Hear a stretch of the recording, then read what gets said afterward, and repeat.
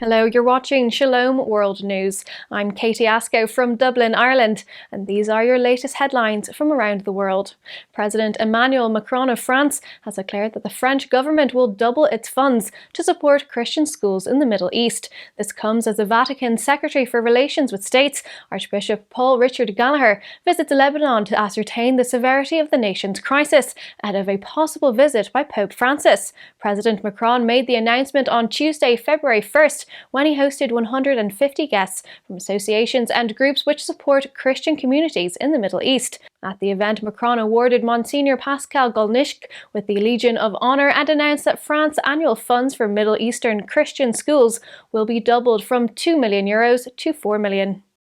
On Wednesday, February 2nd, in the US state of Florida, Republicans stalled a move to create exemptions for rape, incest, and human trafficking in their bid to ban abortions after 15 weeks of pregnancy. The Republican-dominated Senate Health Policy Committee blocked the amendments proposed by Democrat Lauren Buck and passed the life-affirming bill on a party lines vote. This comes as Republicans in several states of the US have introduced bills to curb access to abortion, and as the US Supreme Court considers a rollback of abortion access by overturning the 1973 Roe v. Wade ruling. However, Florida's proposed bill does allow for abortion if the mother's life is believed to be at risk or if the developing child is believed to have abnormalities. Until the bill comes into effect, Florida permits abortions up until 24 weeks.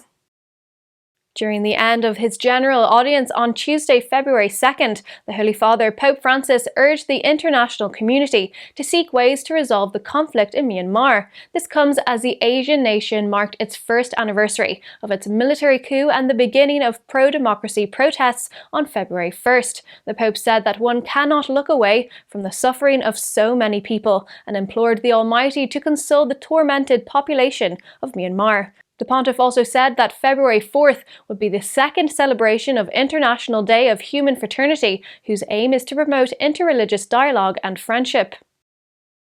The Catholic Church in Australia is mourning the loss of Mercy Sister Janet Mead, who rose to fame by earning gold records for her 1974 version of the Lord's Prayer. Sister Mead passed away on January 26th in Adelaide at the age of 84 after battling with cancer. Her Our Father was set to an up-tempo rock beat and topped charts, rising to number 4 in the US and number 3 in her home country. According to Australian government-funded broadcaster ABC, the Nun single was distributed in 31 countries and sold 3 million copies around the world. She donated all the proceeds from the sale of records to charity.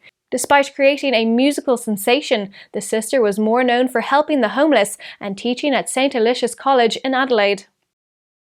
In what is seen as the latest attack on religions and religious freedom in China, the Communist government of Beijing is promoting a book on atheism in colleges and among the Chinese Communist Party cadre. The book, named The Principles of Scientific Atheism, authored by Li Shen, comes under the party's campaign to implement the decisions of the National Conference on Religious Affairs in December last year. The book, which took almost 6 years to complete, promotes President Xi Jinping's belief that Chinese culture has always been non-religious and his compulsion that Karl Marx's views on religion be properly examined within the Communist Party. Since he came to power, President Jinping has intensified persecution of faith communities, including Christians.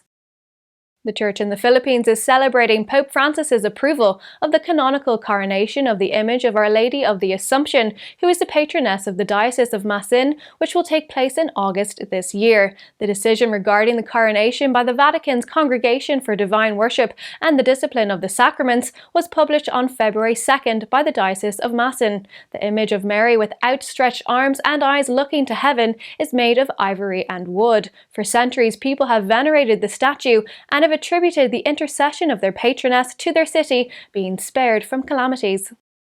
The obligation to attend Sunday Mass has been restored in parishes across the Dioceses of Scotland. In a pastoral letter issued by Bishop Hugh Gilbert, who chairs the Scottish Bishops' Conference, the bishop said the requirement that believers be physically present at Mass on Sundays will be reinstated from March 6th, the first Sunday in Lent.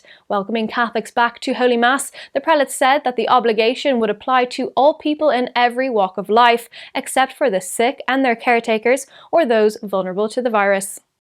On Tuesday, February 1st, the Japanese Parliament adopted a new resolution calling on the government to take necessary action regarding the serious human rights situation in China. The resolution adopted by the lower chamber reiterates the international community's concern regarding the religious and human rights violations, including the internment of people in the Xinjiang Uyghur Autonomous Region, Tibet and Hong Kong, noting that human rights issues cannot just be domestic issues because human rights hold universal value and are a rightful matter of concern for the international community. The resolution called on the Japanese government to assess the entire situation in China in cooperation with the international community and implement comprehensive relieving measures. Those are your latest headlines. Do join us tomorrow and visit swnews.org for more updates. Shalom.